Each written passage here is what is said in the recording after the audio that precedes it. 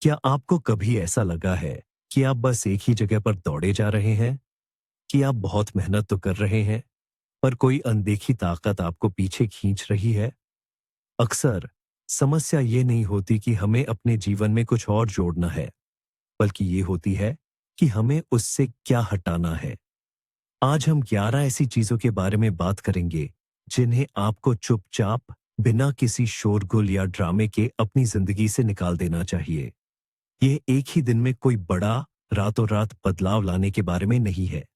ये उन छोटे, लगभग न दिखने वाले कदमों के बारे में है, जो आपकी ढेर सारी ऊर्जा को आजाद करेंगे और आपको असली मानसिक शांति देंगे। हमारे साथ बने रहिए, क्योंकि इस लिस्ट की कुछ बातें आपको चौंका सकती हैं। सफलता और उत्पादकता के पीछे भागती हमारी दुनिया में हम लगातार नई आदतें, लक्ष्य और काम ढूंढते रहते हैं। हम बस जोड़े चले जाते हैं, लेकिन शायद ही कभी इस बारे में सोचते हैं कि हमें क्या हटाना चाहिए। कल्पना कीजिए कि आपकी जिंदगी एक गुब्बारा है। ऊंचा उड़ने के लिए कभी कभी उसे और फुलाने की बजाय बस अतिरिक्त भार, बैलास्ट को छोड़ना होता है। और आज हम ठीक यही करने वाले हैं। तो आइए शुरू करते हैं। हमारी सूची में पहला और शायद सबसे पेचीदा बिंदु यह है, दूसरों की निरंतर स्वीकृति पाने की चाहत। पहली नजर में यह बिल्कुल हानिरहित लगता है। भला कौन नहीं चाहेगा कि लोग उसे पसंद करें? लेकिन समस्या तब शुरू होती है जब यही चाहत आपके हर काम की मुख्य प्रेरणा बन जाती है। यह वही अंदरूनी सेंसर है जो आपके कान में फुसफुसाता है। यह आपको अपने कपड़े चुनने में भी संदेह पैदा करवाता है, क्योंकि सहकर्मी क्या सोचेंगे। यह आपको मीटिंग में अपना विचार रखने नहीं देता, क्योंकि कहीं वह मूर्खतापूर्ण न लगे। ये आपको ऐसी जगह जाने पर भी मजबूर करता है जहां आप बिल्कुल नहीं जाना चाहते, सिर्फ इसलिए कि आप उबाऊ न लगे या किसी को ठेस न पहुंचे। हर बार जब आप दूसरों की राय को अपनी राय से ऊपर रखते हैं, तो आप खुद के साथ एक छोटा सा विश्वासघात करते हैं। आप मानो अपनी जिंदगी का रिमोट कंट्रोल किसी और को सौंप देते हैं। आप अपनी शक्ति किसी और को दे देते हैं।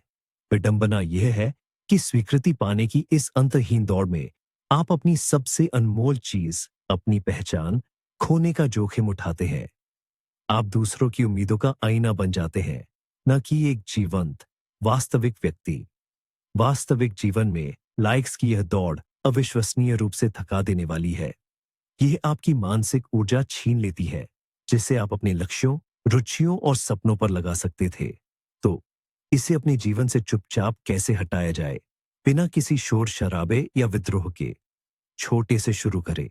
कोई भी निर्णय लेने से पहले, चाहे वह कितना भी छोटा क्यों ना हो, एक पल रुके, गहरी सांस लें और खुद से एक सीधा सवाल पूछे, क्या मैं यह इसलिए कर रहा हूं क्योंकि मैं ऐसा चाहता हूं, या इसलिए क्योंकि मुझे लगता है कि मुझसे इसकी उम्मीद की जा रही है?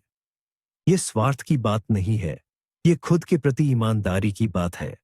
धीरे धीरे, बार बार आप अपनी खुद की आवाज को बेहतर ढंग से सुनना शुरू कर देंगे। आपका अंदरूनी कंपास, जो हमेशा आपके लिए सही दिशा जानता है, दूसरों की राय के शोर से ज्यादा स्पष्ट सुनाई देगा। और खुद की ओर यह शांत वापसी एक अविश्वसनीय रूप से मुक्तिदायक एहसास है। ठीक है, अब अगली बात करते हैं। दूसरी चीज जिसे हमें अपनी जिंदगी से धीरे धीरे बाहर निकालना है, वह है शिकायत करने की आदत। खासकर तब जब बदलाव का कोई इरादा न हो। ओह, यह एक बहुत ही जानी पहचानी आदत है। मौसम पर, ट्रैफिक पर या अपने बॉस पर शिकायत करना, यह तो जैसे हमारा राष्ट्रीय शौक बन गया है। ये बात करने का एक तरीका है, लोगों से सहानुभूति बटोरने और उनसे जुड़ने का एक साधन। आपने शिकायत की, लोगों ने आपको समझा, सहमति में सिर हिलाया, और पल भर के लिए आपको लगता है कि बोझ हल्का हो गया। लेकिन यह सिर्फ एक भ्रम है। असल में हर शिकायत एक छोटे लंगर की तरह है, जो आपको वहीं जकड़ कर रखती है। ये आपको चुपचाप लेकिन मजबूती से एक पीड़ित की भूमिका में बांध देती है। आप वो नहीं जो हालात को काबू कर रहा है, बल्कि वो है जिसके साथ हालात बस हो रहे हैं। यह लाचारी की स्थिति है। इससे भी बढ़कर शिकायतें आपकी जीवन ऊर्जा को चूस लेती हैं। वे आपके दिमाग को लगातार नकारात्मकता ढूंढने और देखने के लिए प्रोग्राम करती हैं। जितना आप बुराई पर ध्यान केंद्रित करते हैं, उतना ही अधिक बुरा आप अपने आसपास देखते हैं। यह निराशा का एक दुष्चक्र है, जो आपको थोड़ी देर की राहत और लंबी उदासीनता के अलावा कुछ नहीं देता। शिकायत करना बस दिखावा है कि आप कुछ कर रहे हैं। ये आपको ये एहसास कराती है कि आप समस्या के साथ कुछ कर रहे हैं, लेकिन वास्तव में आप सिर्फ बातों में अपनी ऊर्जा गंवा रहे हैं। तो इस दलदल से कैसे निकला जाए? चुपचाप और बिना किसी नाटक के।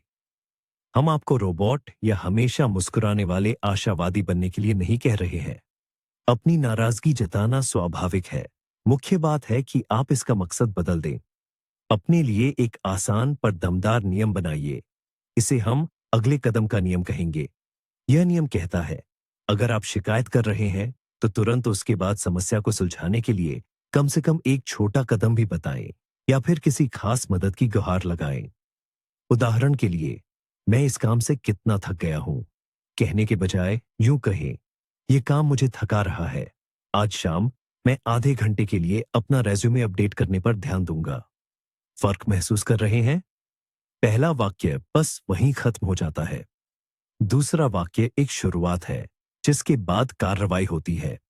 यह कहने के बजाय कि बॉस ने फिर से कोई ऐसा काम दे दिया है जो हो ही नहीं सकता, आप अपने साथी कर्मचारी से कह सकते हैं, यह काम तो मुश्किल लग रहा है। तुम्हें कोई उपाय सूझ रहा है कि इसे कैसे करें? आप तुरंत पीड़ित होने के बजाय समाधान ढूंढने वाले बन जाते हैं।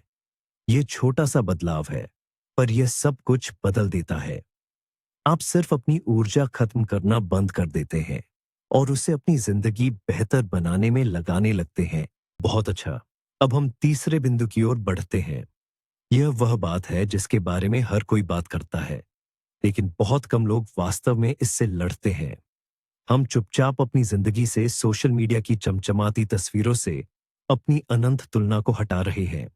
हाँ, हम सब जानते हैं कि यह हानिकारक है, लेकिन आइए इसे और गहराई से देखें। यह सिर्फ दूसरों की तस्वीरें देखना नहीं है। यह एक ऐसे खेल में जानबूझकर शामिल होना है जिसमें आप कभी जीत नहीं सकते। क्यों? क्योंकि आप अपनी पर्दे के पीछे की जिंदगी की तुलना दूसरों के सजाए हुए मंच से कर रहे हैं। आप दूसरों की जिंदगी का फिल्टर्ड, ध्यान से चुना हुआ और एडिट किया हुआ संस्करण देखते हैं। ये उनके बेहतरीन पल, सबसे सफल तस्वीरें और सबसे चमकदार मुस्कानें होती हैं, और आप इसकी तुलना अपनी पूरी 24 घंटे की असलियत से करते हैं, जिसमें थकान भी है, संदेह भी है और न धुलने वाले बर्तनों का ढेर भी। ये अपने प्रति बेईमानी है। ये फिल्म के ट्रेलर की तुलना उसके पूरे शूट किए गए फुटेज से करने जैसा है, जिसमें असफल टेक भी शामिल है। ये आदत एक शातिर चोर है। यह चुपचाप आपकी अपनी उपलब्धियों से खुशी चुरा लेती है। आपको तरक्की मिली? बहुत बढ़िया, लेकिन आपके पुराने सहपाठी ने अभी अभी अपना व्यवसाय शुरू किया है। आप आखिरकार छुट्टी पर गए। बहुत अच्छा, लेकिन आपकी फीड में कोई मालदीव में छुट्टियां मना रहा है। तुलना तुरंत आपकी अपनी वास्तविक और योग्य सफलता को कम कर देती है। यह आपको महसूस कराता है कि आप लगातार पीछे छूट रहे हैं, कि आप पर्याप्त अच्छे नहीं हैं, पर्याप्त सफल नहीं हैं, पर्याप्त खुश नहीं हैं। तो इससे चुपचाप कैसे छुटकारा पाया जाए? डिजिटल डिटॉक्स करना और सभी अकाउंट डिलीट करना जरूरी नहीं है, हालांकि यह भी मदद कर सकता है। मुख्य बदलाव आपके दिमाग में होना चाहिए। सचेत उपभोग की आदत डालें।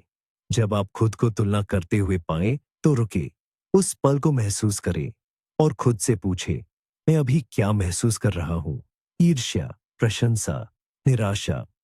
और फिर अगला कदम उठाए। इस भावना में डूबने के बजाय इसे पलटने की कोशिश करें। दूसरों की सफलता में खुद को नीचा दिखाने का कारण नहीं, बल्कि प्रेरणा का स्रोत ढूंढे। यह न कहें कि मेरे साथ ऐसा क्यों नहीं है, बल्कि ये सोचें कि इसमें से मैं अपनी जिंदगी में अपने हिसाब से क्या लागू कर सकता हूं। अगर किसी ने मैराथन दौड़ी है, तो इसका मतलब ये नहीं कि आपको भी वही करना है, लेकिन शायद यह आपको सुबह की छोटी दौड़ के लिए प्रेरित करेगा। और सबसे महत्वपूर्ण बात, चुपचाप, बिना किसी घोषणा के अपनी छोटी छोटी जीतों का हिसाब रखना शुरू करें। अपने फोन में या डायरी में एक साधारण नोटपैड बनाएं, जहां आप हर दिन 3 छोटी चीजें लिखेंगे, जिनके लिए आप खुद के आभारी हैं या जिन पर आपको गर्व है। जैसे, मैंने स्वादिष्ट खाना बनाया, मैंने किताब का एक अध्याय खत्म किया, मैंने एक सहकर्मी की मदद की। यह सरल कार्य धीरे धीरे लेकिन निश्चित रूप से आपके ध्यान को फिर से केंद्रित करेगा। आप खुद की तुलना दूसरों से नहीं, बल्कि कल के अपने आप से करने लगेंगे, और यही एकमात्र तुलना है जिसका वास्तव में कोई अर्थ है। चौथा बोझ, जिसे हम अपने जीवन की यात्रा के गुब्बारे से धीरे से हटा रहे हैं, वह है हमें पंगु बनाने वाला पूर्णतावाद, परफेक्शनिज्म। यह एक बहुत ही चालाक दुश्मन है। यह खुद को एक सद्गुण के रूप में प्रस्तुत करता है। हम खुद से कहते हैं, मैं आलसी नहीं हूं, मैं बस सब कुछ एकदम परफेक्ट करना चाहता हूं। सुनने में यह कितना नेक लगता है ना? लेकिन असल में यह तथाकथित परफेक्शनिज्म अक्सर हमारे डर को छिपाने का बस एक खूबसूरत आवरण होता है। असफलता का डर, आलोचना का डर और इस बात का डर कि नतीजा हमारी कल्पनाओं जितना शानदार नहीं होगा। नतीजा ये होता है कि सब कुछ परफेक्ट करने की ये चाहत हमें कुछ भी न करने की स्थिति में ले आती है। हम लगातार योजनाएं बनाते रहते हैं, उन्हें बेहतर बनाने की कोशिश करते रहते हैं, सही मौके की तलाश में रहते हैं, विषय पर एक और किताब पढ़ते रहते हैं, लेकिन कभी भी असल काम यानी कार्रवाई शुरू नहीं कर पाते। परफेक्ट प्रोजेक्ट बस हमारे ख्यालों में ही रह जाता है। परफेक्ट किताब कभी लिखी नहीं जाती। परफेक्ट बिजनेस कभी शुरू नहीं हो पाता। इस तरह परफेक्शनिज्म उच्चतम दर्जे की टाल मटोल, प्रोक्रास्टिनेशन बन जाता है। जरा इस बात पर गौर कीजिए, औसत रूप से किया गया काम भी उस परफेक्ट काम से हमेशा बेहतर है जो कभी किया ही न गया हो।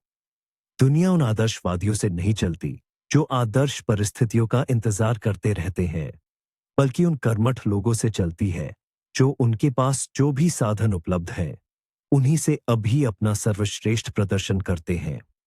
तो इस अंदरूनी तानाशाह से चुपचाप कैसे निपटे? परफेक्शनिज्म के खिलाफ जंग का ऐलान करने की कोई जरूरत नहीं है। इसके बजाय काफी अच्छा, गुड इनफ के सिद्धांत से दोस्ती कर लें। सबसे पहले अपने लिए सख्त समय सीमाएं, डेडलाइंस तय करना शुरू करें। अपने निजी प्रोजेक्ट्स के लिए भी डेडलाइन आपको छोटी छोटी बातों को बहुत ज्यादा तराशने से रोकती है और आपका ध्यान केवल काम खत्म करने पर केंद्रित करती है। दूसरा, 5 मिनट के नियम का इस्तेमाल करें। अगर आपको कोई बड़ा काम शुरू करने से डर लग रहा है, तो खुद से बस 5 मिनट काम करने का वादा करें। 5 मिनट तो कोई भी कर सकता है। इसकी तरकीब यह है कि सबसे मुश्किल होता है शुरुआत करना। एक बार जब आप काम में लग जाते हैं, तो रुकना मुश्किल हो जाता है। अक्सर ये 5 मिनट 15 मिनट में और फिर आधे घंटे में बदल जाते हैं। और तीसरा, गलतियों के प्रति अपना नजरिया बदले। गलती कोई सजा नहीं है, न ही ये आपकी अयोग्यता का प्रमाण है। ये केवल एक जानकारी है। ये हकीकत से मिली प्रतिक्रिया है जो आपको दिखाती है कि कहाँ सुधार की जरूरत है। सबसे बड़े आविष्कार और खोजें पहली कोशिश में नहीं हुए थे। वे सैकड़ों और हजारों अपूर्ण प्रयोगों का ही नतीजा थे। चुपचाप खुद को अपूर्ण होने की इजाजत दें। खुद को पहला मसौदा, ड्राफ्ट तैयार करने, ट्रायल वर्जन बनाने और गलतियां करने का पूरा अधिकार दें। आप देखेंगे कि इससे कितनी ऊर्जा और आजादी मिलती है। और सबसे जरूरी बात, आप आखिरकार काम शुरू कर देंगे। और अब 5वां बिंदु, और शायद यही सबसे मुश्किल है। ये हैं वो गिले शिकवे जो आप अपने साथ लिए फिरते हैं। कल्पना कीजिए कि आपका दिमाग एक कंप्यूटर है जिसमें ब्राउजर के कई टैब खुले हुए हैं। तो ये गिले शिकवे या मन में बसी शिकायत सबसे ज्यादा ऊर्जा खाने वाला टैब है।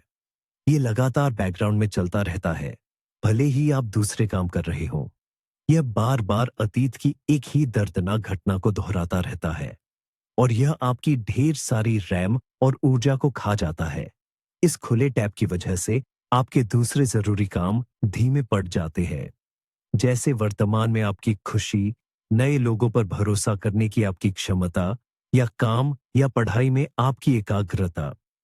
आप उस पल का इंतजार करते हैं जब आप यह टैब उस व्यक्ति को दिखा सके जिसने आपको ठेस पहुंचाई है और कह सके, देखो, तुमने मेरी सिस्टम को कहां तक पहुंचा दिया।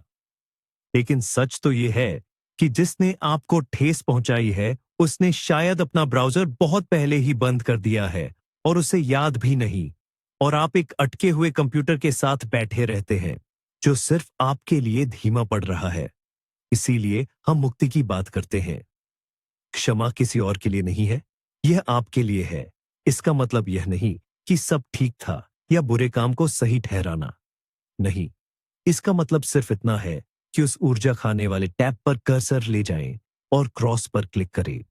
यह आपकी आत्मा का एक तकनीकी रखरखाव है। आप वायरस को सही नहीं ठहरा रहे हैं, आप बस उसे अपनी हार्ड ड्राइव से हटा रहे हैं, ताकि पूरी सिस्टम फिर से तेजी से और कुशलता से काम कर सके। ये चुपचाप और अपने लिए कैसे करे? खाता बंद करने की तकनीक और जमाए। एक कागज लें और सब कुछ लिख डालें, बिना किसी रोक टोक के। सारा दर्द, सारा अन्याय, सारे अनकहे शब्द। कल्पना कीजिए कि आप पहुंचाए गए नुकसान के लिए एक बिल बना रहे हैं, और जब आप खत्म कर लें तो एक नया कागज लें और खुद को संबोधित करते हुए एक संकल्प लिखें। उदाहरण के लिए, मैं इस दर्द को स्वीकार करता करती हूं, यह वास्तविक था, लेकिन इस पल से मैं ये खाता बंद करता करती हूं। मैं इसके लिए अपना समय, स्वास्थ्य और खुशी देना बंद करता करती हूं। मैं अपनी ऊर्जा वापस लेता लेती हूं।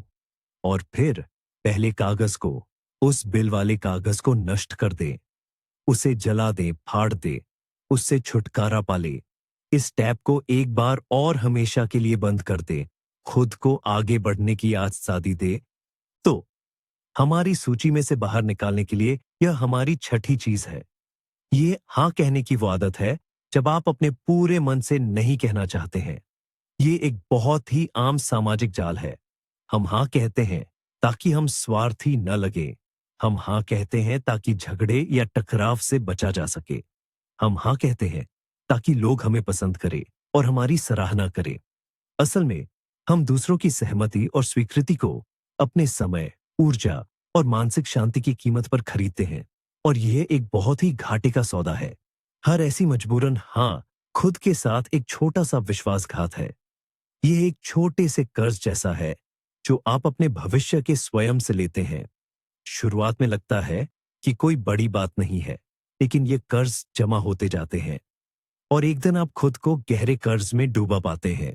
आप थक चुके होते हैं, आप चिड़चिड़े हो जाते हैं और आपको लगता है कि आपकी जिंदगी पर आपका कोई नियंत्रण नहीं है। आप दूसरों के कार्यक्रम और लक्ष्यों के लिए जी रहे होते हैं। नहीं, कहना सीखना कठोर या उदासीन बनने के बारे में नहीं है, बल्कि यह अपने संसाधनों का हिसाब किताब रखने जैसा है। आपका समय, आपकी ऊर्जा और आपका ध्यान असीमित नहीं है, और आपको पूरा अधिकार है यह तय करने का कि इन्हें किस पर खर्च किया जाए। एक शांत और आत्मविश्वास से भरी नहीं, आत्मसम्मान का एक कार्य है। यह इस बात की घोषणा है कि आपकी जरूरतें भी उतनी ही महत्वपूर्ण हैं जितनी दूसरों की। तो बिना किसी बड़ी क्रांति के धीरे धीरे इस अभ्यास को कैसे शुरू करें? सबसे पहले ये समझे कि किसी व्यक्ति की कोई बात मना करना उस व्यक्ति को ही मना करना या ठुकराना नहीं है। आप एक विशेष अनुरोध को मना कर रहे हैं, न कि उस व्यक्ति को। यह एक मुख्य अंतर है। दूसरा, सैंडविच तकनीक का इस्तेमाल करें। कुछ सकारात्मक बात से शुरू करें, फिर अपनी ना कहें, और अंत में भी एक सकारात्मक या तटस्थ बात से खत्म करें। उदाहरण के लिए, मुझे याद करने और बुलाने के लिए बहुत बहुत धन्यवाद। दुर्भाग्य से इस शनिवार मैं बिल्कुल नहीं आ पाऊंगी। मेरे पहले से ही कुछ और प्लान है, लेकिन मुझे उम्मीद है कि आपका समय बहुत अच्छा बीतेगा। ये मना करने को नरम बनाता है, लेकिन फिर भी उसे मजबूत रखता है। और तीसरा, बस याद रखें, हर बार जब आप किसी को एक योग्य नहीं कहते हैं, तो आप अपने लिए किसी महत्वपूर्ण चीज को हाँ कह रहे होते हैं। हाँ, आराम को। हाँ, अपनी खुद की परियोजनाओं को। हाँ, परिवार के साथ बिताए गए समय को। हाँ, अपनी आंतरिक शांति को। और यही वह हाँ है जो वास्तव में मायने रखती है। सातवीं बात, जिससे हमें धीरे धीरे छुटकारा पाना है, वह है आराम करने का अपराध बोध। हमारी ऐसी संस्कृति में जहां लोग हमेशा कुछ न कुछ करते रहने और सफल होने के पीछे भागते रहते हैं, आराम को अक्सर आलस्य की निशानी माना जाता है। खाली बैठना तो जैसे गुनाह लगता है। हमें बचपन से सिखाया जाता है कि हमें हमेशा कुछ न कुछ करते रहना चाहिए और लगातार किसी लक्ष्य की ओर बढ़ना चाहिए। और अगर कभी हम खुद को बस यूं ही बैठे हुए, कुछ भी न करते हुए पाते हैं, तो अंदर ही अंदर अपराध बोध का एक बेचैन करने वाला कीड़ा कुतरने लगता है। मैं अभी काम कर सकता था, मैं पढ़ाई कर सकता था, मैं साफ सफाई कर सकता था। क्या यह जाना पहचाना लगता है? यह अंदर का आलोचक एक साधारण सच्चाई को नहीं समझता है, जिसे विज्ञान और सबसे सफल लोगों के अनुभव दोनों ने साबित किया है। आराम काम का विपरीत नहीं है, यह उसका एक अभिन्न अंग है।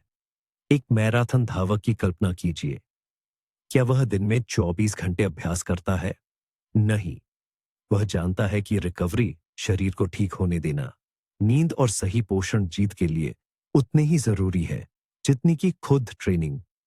मांसपेशियों को बढ़ने और मजबूत होने के लिए आराम की जरूरत होती है। ठीक ऐसा ही हमारे दिमाग और हमारी रचनात्मकता के साथ भी होता है। जब आप आराम करते हैं, तो आप समय बर्बाद नहीं करते हैं, आप इसमें निवेश करते हैं। आप अपने दिमाग को जानकारी को प्रोसेस करने, खुद को रीसेट करने, पुनः शुरू करने और नए अनोखे समाधान खोजने का मौका देते हैं। सबसे शानदार विचार अक्सर तब नहीं आते जब हम किसी काम पर जोर जोर से दिमाग खपा रहे होते हैं, बल्कि तब आते हैं जब हम आराम से होते हैं, नहाते हुए, टहलते हुए या बस यूं ही खाली समय में। तो फिर चुपचाप खाली बैठने के अपराध बोध से कैसे छुटकारा पाए? आराम को भी उतना ही गंभीरता से लेना शुरू करें जितना काम को लेते हैं। इसे अपने कैलेंडर में दर्ज करें। ठीक वैसे ही कुछ न करने का घंटा निर्धारित करें, जैसे आप किसी महत्वपूर्ण मीटिंग की योजना बनाते हैं। जब यह योजना का हिस्सा बन जाता है, तो अपराध बोध दूर हो जाता है। आप आलस्य नहीं कर रहे, आप अपने शेड्यूल का एक महत्वपूर्ण बिंदु पूरा कर रहे हैं। इसके अलावा अपनी शब्दावली बदलने की कोशिश करें। मैं खाली बैठा हूं कहने के बजाय खुद से कहे, मैं अपनी ऊर्जा वापस पा रहा हूं या मैं अपनी बैटरी चार्ज कर रहा हूं। शब्दों में असीम शक्ति होती है। शब्दों को बदलकर आप प्रक्रिया के प्रति अपना दृष्टिकोण बदलते हैं। और याद रखें, आप एक इंसान हैं, रोबोट नहीं। आपका मूल्य किए गए कार्यों की संख्या से नहीं मापा जाता। चुपचाप खुद को आराम करने दें, बिना किसी अपराध बोध के। ये सबसे अच्छे और उत्पादक कार्यों में से एक है जो आप अपने लिए कर सकते हैं। 8वां सूत्र। यह सुनने में शायद बहुत साधारण और रोजमर्रा की बात लगे, लेकिन हमारे मानसिक स्वास्थ्य पर इसका गहरा असर पड़ता है। हम चुपचाप अपने शारीरिक और डिजिटल अव्यवस्था से छुटकारा पा रहे हैं। अपने आसपास देखिए, कागजों से भरा डेस्क, ऐसी अलमारी जहां से सालों से न पहने कपड़े बाहर निकल रहे हों, ब्राउजर में खुली दर्जनों टैब, ईमेल में सैकड़ों न पड़े हुए संदेश, फोन में हजारों बेकार तस्वीरें। ये सब सिर्फ अव्यवस्था नहीं है, यह एक लगातार दृश्य शोर है। हर एक अनावश्यक चीज, डेस्कटॉप पर हर आइकन, हर नोटिफिकेशन, ये एक छोटा सा चिड़चिड़ापन है जो आपका ध्यान खींचता है और चुपचाप आपकी मानसिक ऊर्जा सोख लेता है। हमारा दिमाग अवचेतन रूप से इन सबको दर्ज करता है। आसपास की अव्यवस्था दिमाग में भी अव्यवस्था पैदा करती है और उसे बनाए रखती है। यह ध्यान केंद्रित करने में बाधा डालता है, अवचेतन चिंता पैदा करता है और ऐसा महसूस कराता है जैसे चीजें हाथ से निकल गई हों। अव्यवस्था दूर करना सिर्फ सफाई नहीं है, यह ध्यान का एक रूप है। यह अपने आसपास के माहौल और परिणाम स्वरूप अपनी आंतरिक स्थिति पर नियंत्रण पाने का एक तरीका है। जब आप पुरानी और अनावश्यक चीजों से छुटकारा पाते हैं, तो आप नए, महत्वपूर्ण और जरूरी चीजों के लिए जगह बनाते हैं, न केवल शारीरिक बल्कि मानसिक भी। तो इसे चुपचाप कैसे शुरू करें, बिना इसे हफ्ते भर की बड़ी सफाई में बदले? एक बक्से की विधि का उपयोग करें। एक सामान्य गत्ते का डिब्बा ले और हर दिन 10-15 मिनट के लिए बस घर में घूमते रहे और उसमें वह सब कुछ डालते रहे जो आपको नहीं चाहिए, जो टूटा हुआ है, जो बुरी यादें दिलाता है या बस जगह घेरता है। जब डिब्बा भर जाए, बस उसे बाहर निकाल दे। कोई मुश्किल फैसले लेने की जरूरत नहीं है, बस जगह खाली करे। यही बात डिजिटल दुनिया पर भी लागू होती है। 10 मिनट खर्च करे ताकि उन अनावश्यक न्यूज़लेटर्स से सदस्यता रद्द कर सके जिन्हें आप वैसे भी नहीं पढ़ते। उन ऐप्स को फोन से हटा दें जिनका उपयोग आपने पिछले महीने नहीं किया है। ब्राउजर में सभी टैब बंद कर दे सिवाय उनके जिनकी अभी जरूरत है। ये छोटे, लगभग न दिखने वाले कदम हैं, लेकिन उनका संचयी प्रभाव आश्चर्यजनक है। आप महसूस करेंगे कि सांस लेना आसान हो रहा है, विचार ज्यादा स्पष्ट हो रहे हैं और कैसे आपके जीवन में अधिक व्यवस्था और शांति आ रही है। चुपचाप अव्यवस्था दूर करना, यह अपनी भलाई को बेहतर बनाने के सबसे तेज तरीकों में से एक है। 9वां बिंदु, और यह आपके सबसे महत्वपूर्ण वार्ताकार से संबंधित है जिससे आप 24 घंटे बात करते हैं। हम धीरे धीरे खुद से होने वाली नकारात्मक बातचीत से छुटकारा पा रहे हैं। बात आपके अंदर बैठे आलोचक की है, उस आवाज की जो आपके सिर में लगातार आपके हर काम पर टिप्पणी करती है। और दुर्भाग्य से हम में से कई लोगों के लिए यह आवाज अब एक नेक दोस्त नहीं, बल्कि एक कठोर और नुक्ताचीनी करने वाला न्यायाधीश होती है। यह कहती है, लो, तुमने फिर सब बिगाड़ दिया, तुम यह कभी नहीं कर पाओगे, तुम मूर्ख दिख रहे हो, तुम उसके जैसा जैसी क्यों नहीं हो सकते। ये आवाज हर गलती को ढूंढती है, हर असफलता को बढ़ा चढ़ाकर बताती है और आपकी सभी उपलब्धियों को कम आंकती है। अगर हमारे दोस्तों में से कोई भी हमसे इस तरह बात करता, तो हम कब का उससे नाता तोड़ चुके होते। लेकिन पता नहीं क्यों हम इस आवाज को अपने दिमाग में बेरोकटोक गूंजने देते हैं। आत्मालोचना की यह निरंतर धारा कम आत्मसम्मान, चिंता और डिप्रेशन का सीधा रास्ता है। यह आपके पर तब तक काट देता है जब तक आप उड़ने की कोशिश भी नहीं करते। यह आपको अपनी अक्षमता का यकीन दिलाता है और कुछ नया करने से डरने पर मजबूर करता है। तो इस अंदरूनी तानाशाह को धीरे से शांत कैसे किया जाए? पहला कदम जागरूकता है। इस आवाज पर ध्यान देना शुरू करें। जब आप खुद को अपने बारे में नकारात्मक सोचते हुए पाएं, तो खुद को डांटे नहीं, बस अपने मन में कहे, हाँ देखो, मेरा अंदरूनी आलोचक फिर बोल पड़ा। केवल यह सरल अवलोकन ही इसकी कुछ शक्ति छीन लेता है। दूसरा कदम, उससे सवाल पूछे। जब आवाज कहती है तुम ये नहीं कर पाओगे, तो उससे पूछे, तुम्हारे पास क्या सबूत है? मैंने तो पहले भी मुश्किल काम किए हैं। उसके साथ बातचीत करें, उसकी बातों पर सवाल उठाएं। अक्सर ये पाया जाता है कि इस आलोचक के पास डर के अलावा कोई ठोस तर्क नहीं होता। और तीसरा, सबसे शक्तिशाली कदम, उस व्यक्ति की कल्पना करें जिसे आप बहुत प्यार करते हैं और सम्मान देते हैं, आपका बच्चा, सबसे अच्छा दोस्त या जीवन साथी। अब सोचिए, क्या आप उससे वही बातें कहते जो अभी आपने खुद से कही? शायद नहीं। आप उसे समर्थन, प्रोत्साहन और सहानुभूति के शब्द देते। तो धीरे से खुद से वैसे ही बात करना शुरू करें जैसे आप अपने सबसे प्यारे व्यक्ति से करते। आत्म करुणा का अभ्यास करें। मैं कितना असफल हूं कहने के बजाय कहें, हाँ, आज का दिन मुश्किल था, लेकिन मैंने अपनी पूरी कोशिश की, कल मैं फिर कोशिश करूंगा।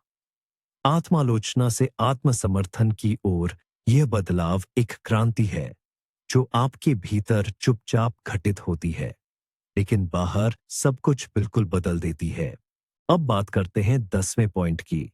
यह एक बहुत ही आम मानसिक जाल है जिसमें सबसे बुद्धिमान लोग भी फंस जाते हैं। हम अनजाने में ही अपनी जिंदगी से एक आदर्श पल के इंतजार को धीरे धीरे खत्म कर देते हैं। मैं सोमवार से व्यायाम करना शुरू करूंगा, मैं अपना व्यवसाय शुरू करूंगा जब मेरे पास पर्याप्त पैसा होगा, मैं किताब लिखना शुरू करूंगा जब बच्चे बड़े हो जाएंगे और मेरे पास ज्यादा समय होगा, मैं प्रमोशन मांगूंगा जब मैं यह प्रोजेक्ट खत्म कर लूंगा और अपनी काबिलियत साबित कर दूंगा। हम लगातार अपनी जिंदगी को बाद के लिए टालते रहते हैं, किसी काल्पनिक आदर्श पल के इंतजार में। एक ऐसा पल जब सारे सितारे अनुकूल हों, हर शर्त पूरी हो और हम पूरी तरह से तैयार हों। लेकिन कड़वी सच्चाई ये है, आदर्श पल जैसी कोई चीज मौजूद ही नहीं है। कभी नहीं। हमेशा कुछ ना कुछ गड़बड़ होगी। हमेशा कोई न कोई बाधा, संदेह, समय या संसाधनों की कमी होगी। आदर्श पल का इंतजार करना दरअसल टाल-मटोल करने का एक बहुत ही चालाक तरीका है, जो हमारे डर से पोषित होता है। शुरू करने का डर, गलती करने का डर और तैयार न होने का डर। जब आप इंतजार करते हैं, जिंदगी गुजरती जाती है, अवसर हाथ से निकल जाते हैं, सपने धूल फेंकते रहते हैं। पेड़ लगाने का सबसे अच्छा समय 20 साल पहले था, दूसरा सबसे अच्छा समय आज है। तो इंतजार करना कैसे रोके और काम करना कैसे शुरू करें? अधूरेपन के साथ शुरुआत करने का सिद्धांत अपनाएं। बस शुरू कर दें, जो कुछ आपके पास है उसी के साथ। अभी किसी आदर्श योजना की जरूरत नहीं है। आपका पहला कदम कोई विशाल छलांग नहीं होना चाहिए, भले ही वह एक छोटा सा, लगभग न के बराबर कदम हो। दौड़ना शुरू करना चाहते हैं? सोमवार या महंगे जूते खरीदने का इंतजार न करें। जो भी आपके पास है उसे पहने और आज ही 10 मिनट के लिए तेज चाल से टहलने निकल जाइए। किताब लिखना चाहते हैं? प्रेरणा का इंतजार न करें। एक दस्तावेज खोलें और एक पैराग्राफ लिखें, बस एक। रहस्य यह है कि काम करने से ही प्रेरणा आती है, न कि इसका उल्टा। हम अक्सर सोचते हैं कि काम करने के लिए हमें पहले प्रेरणा चाहिए, लेकिन असलियत में सब कुछ उल्टा काम करता है। जैसे ही आप पहला कदम उठाते हैं, आपको पहली प्रतिक्रिया मिलती है, पहला छोटा सा नतीजा मिलता है, और ये आप में एक आग जलाता है, जो आपको अगला कदम उठाने के लिए प्रेरित करती है। आदर्श पल के भ्रम को चुपचाप छोड़ दें। समझिए, जिस जिंदगी का आप सपना देखते हैं, उसे जीना शुरू करने का सबसे अच्छा पल अभी है। जो कुछ आपके पास है, उसी के साथ, जिन परिस्थितियों में आप हैं, उन्हीं में बस पहला कदम उठा लीजिए। और अंत में 11वां बिंदु, जो हमारी मानसिक स्पष्टता के इस सफर की मुकुटमणि है। चुपचाप अपनी जिंदगी से जरूरत से ज्यादा स्पष्टीकरण देने और अपने फैसलों को सही ठहराने की आदत को हटा दें। मान लीजिए आपने नौकरी बदलने का फैसला किया और तुरंत ही आपको अपने सभी दोस्तों और रिश्तेदारों को यह लंबी कहानी सुनाने की जरूरत महसूस होती है कि पुरानी नौकरी क्यों खराब थी और नई नौकरी क्यों सही चुनाव है। आपने पुराने साथियों की मुलाकात में न जाने का फैसला किया और आप सफाई का पूरा पुलिंदा तैयार कर लेते हैं ताकि कोई आपके बारे में बुरा ना सोचे। आप बस शाम घर पर बिताना चाहते हैं, न कि किसी बार में जाना चाहते हैं, और आप मुश्किल बहाने बनाने लगते हैं, बजाय इसके कि आप बस इतना कहें, धन्यवाद, लेकिन आज मैं नहीं आ पाऊंगा, पाऊंगी। हम ऐसा क्यों करते हैं? फिर से, इसका कारण आत्मविश्वास की कमी और दूसरों की स्वीकृति की वह जरूरत है, जिसके बारे में हमने शुरुआत में बात की थी। हम जैसे अपने फैसले लेने के लिए दूसरों से अनुमति मांग रहे होते हैं। हम पुष्टि ढूंढते हैं कि हमारा चुनाव सही है, अच्छा है और तर्कसंगत है। हमें डर होता है कि अगर हमने बस अपने फैसले का ऐलान कर दिया, तो हमें दोषी ठहराया जा सकता है या गलत समझा जा सकता है। लेकिन बात यह है, आपको किसी को अपनी जिंदगी का हिसाब देने की जरूरत नहीं है। आपके फैसले, जो आपसे, आपके करियर से, आपके समय से और आपके मूल्यों से संबंधित हैं, वे आपके फैसले हैं। बस जरूरत से ज्यादा सफाई देना न केवल आपकी ऊर्जा खत्म करता है, बल्कि आपकी स्थिति को भी कमजोर करता है। यह जैसे कहता है, मैं खुद अपने चुनाव के बारे में पूरी तरह सुनिश्चित नहीं हूं, इसलिए कृपया इसे मंजूरी दें। यह बिन मांगी सलाहों, आलोचना और आपको अपना मन बदलने के लिए मनाने की कोशिशों का दरवाजा खोलता है। तो इस आदत से चुपचाप कैसे छुटकारा पाया जाए? जानकारी को सीमित करने का अभ्यास करें। लोगों के साथ उतनी ही जानकारी साझा करें जितनी जरूरी है, ज्यादा नहीं। नौकरी छोड़ने के कारणों पर लंबी कहानी सुनाने के बजाय बस इतना कहें, मैंने अपने करियर में आगे बढ़ने का फैसला किया है और एक नया प्रस्ताव स्वीकार किया है। ना पाने के लिए मुश्किल बहाने बनाने के बजाय कहें, निमंत्रण के लिए धन्यवाद, लेकिन इस बार मैं नहीं आ पाऊंगा, पाऊंगी। आसान और छोटे जवाबों के साथ सहज महसूस करना सीखें। नहीं, धन्यवाद, मैंने ऐसा फैसला किया है, मुझे ऐसे ज्यादा ठीक लगता है। यह अशिष्टता नहीं है, यह आत्मविश्वास है। यह एक शांत घोषणा है कि आप खुद पर और अपने चुनाव पर भरोसा करते हैं। आप अपनी जिंदगी के जहाज के कप्तान हैं और आपको हर मोड़ पर हर यात्री से मंजूरी लेने की जरूरत नहीं है। ये आपकी यात्रा है और आपको अपना रास्ता चुनने का पूरा अधिकार है। और यहीं पर है वो अहम बात। क्या आप देख पा रहे हैं कि ये सब आपस में कैसे जुड़ा है? दूसरों की मंजूरी पाने की चाहत आपको हाँ कहने और सफाई देने पर मजबूर करती है। दूसरों से अपनी तुलना आपको खुद से नकारात्मक बातें करने पर मजबूर करती है। और गलती का डर या परफेक्शनिज्म आपके अंदरूनी आलोचक को बढ़ावा देता है और आपको उस सही पल का इंतजार करवाता है जो कभी नहीं आता। यह एक ऐसा दुष्चक्र है जो धीरे धीरे आपकी ऊर्जा और खुशियां सोख लेता है। इसमें सबसे शक्तिशाली बात यह है कि इससे छुटकारा पाने के लिए आपको किसी को कुछ भी साबित करने की जरूरत नहीं है। आपको कोई नाटक करने या बड़ी बड़ी घोषणाएं करने की जरूरत नहीं है। ये आपकी शांत अंदरूनी क्रांति है। एक एक करके इन चीजों को अपनी जिंदगी से हटाने से आप कुछ खोते नहीं हैं, बल्कि पाते हैं। आपको मिलती है आजादी, ऊर्जा और सबसे बढ़कर आप खुद को पाते हैं। यह स्वार्थ नहीं है, यह अपने भीतर की दुनिया की जरूरी देखभाल है।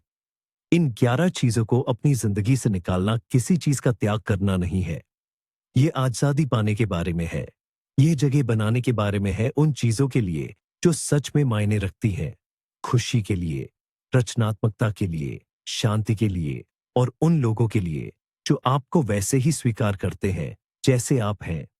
ये अपने ऊपर, अपनी सच्ची इच्छाओं पर और अपनी मानसिक शांति पर ध्यान वापस लाने के बारे में है। इस वीडियो को अंत तक देखने के लिए धन्यवाद। अगर ये आपके लिए उपयोगी था और इसने आपको सोचने पर मजबूर किया, तो लाइक करें और नए वीडियो मिस न करने के लिए चैनल को सब्सक्राइब करें। और अब आपके लिए एक सवाल, इस सूची में से आप सबसे पहले किस एक चीज से छुटकारा पाना चाहेंगे? या शायद आपके पास अपना कोई बारहवा बिंदु है जो आपको आसानी से जीने में मदद करता है? अपनी राय नीचे कमेंट्स में साझा करें। आइए इस पर एक साथ चर्चा करें।